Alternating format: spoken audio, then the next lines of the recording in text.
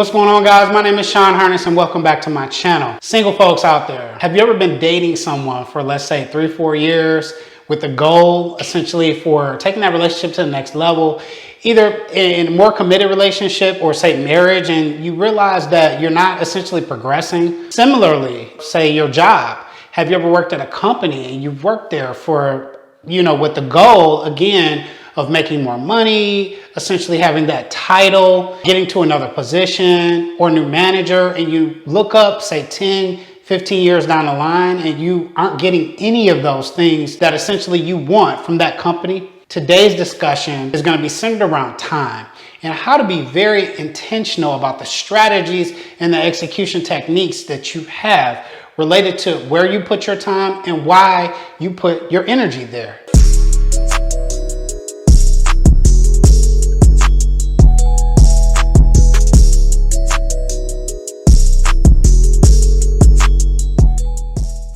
My name is Sean Harness and welcome back to my channel. Brief introduction before we get started. Professionally, I'm an engineer, also a business strategist. I spent many years building and also managing several multi-million-dollar businesses within several Fortune 500 companies. My channel goal is to help you secure the wealth you deserve in your everyday life. So what that means is that we're going to be focusing on income over here from a business perspective or for your career. We're also going to have topics talking about how to manage that wealth, personal finance, investments, things of that nature, also about lifestyle. Also, if you find value in this video, be sure to hit the like button for the algorithm because that does matter, guys. Also, share this video with someone you feel that can benefit from the information, and let's jump into it, guys. So today I want to give you 6 powerful ways to strategically manage your time, be more intentional, and also manifest exactly those goals that you're looking to achieve as it relates to your time.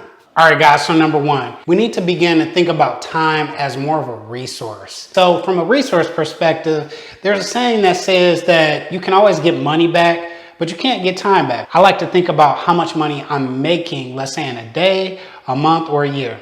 Right? So I essentially put that into a quantitative perspective and I think dollars per hour.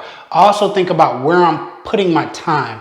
If I'm not making the amount of money that I want to make right now, I like to ask myself the questions, well, the activities that I'm doing at this job while going to school or at this trade, does this essentially line up with my personal professional goals? Are the skills that I'm getting here going to be a good investment of my time as I'm moving forward? Number 2, organize your thoughts and don't be afraid to set goals. And so from that perspective, let's talk about dating, right? You're dating someone, and if you want to be married, spend more of your time with that person that could be a good potential based on what your list is that you look for someone that you want to marry. Or maybe you just want a relationship. Spend more time with that person. Spend less time with the person that's not essentially in that mode of a person that you want to take that relationship to the next level with. Same thing with your career. Like if you want to be wealthy, think and set realistic goals. I want to make $200,000 per year. So to make $200,000 per year, I need to make $16,000 per month. What do I need to do to actually make that $16,000 per month? Those things are important for you to be very specific and also manifest essentially what it is that you want to do. Number 3, watch what they do, not what they say. So I'm going to break that down from a perspective of thinking about career. So there was a time where I worked at a company where I was knocking the ball out of the park as it related to my performance. I also participated in a lot of extracurricular activities. I mean, I was winning awards from the governor. I was winning awards from the city. I mean, doing all of this work, but also outside of work. I mean, I was doing a very good job. So as related to my goals, also from a performance perspective, I was doing very well. So when it came to me and my boss sitting down and talking at a performance review, I noticed that I really wasn't getting promoted. I wasn't getting more money. I wasn't getting pushed up in the company. I wasn't getting high-level assignments for me to get that opportunity to get promoted.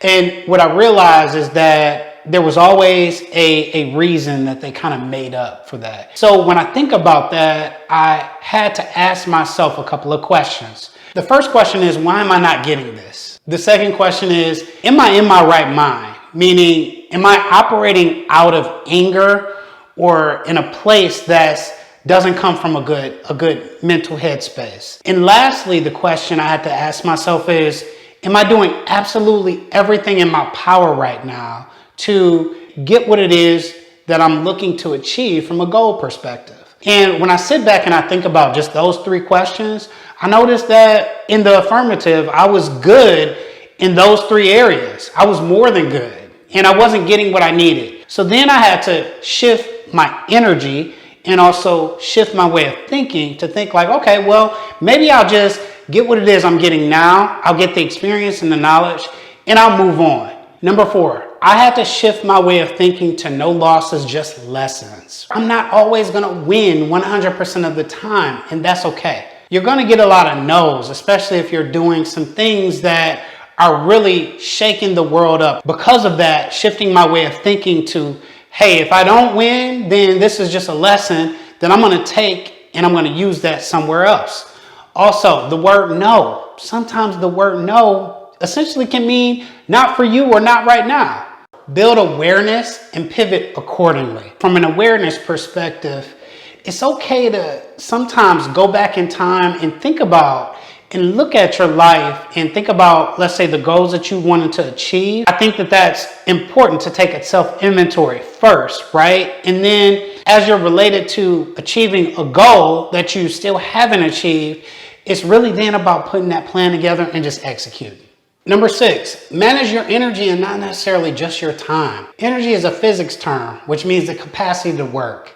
And energy comes from 4 places: the mind, the body, the spirit, and also emotions. Think about dealing with some of those dusty people that put you in a perspective where like you're losing all of this energy being at work, people you may have dated, your family, your friends. Losing energy, it can be very exhausting. Energy is essentially sometimes even more important than just thinking about time alone, because when you think about energy, this is where mentally you're able to do everything that you want to do. All the goals you're looking to achieve, you need to have the physical energy and also the mental energy to be able to do it. Well, guys, that's our time for today. Thank you for joining me. If you found value in this video, be sure to hit the like button, also hit the subscribe button. Until then, peace, guys. We out.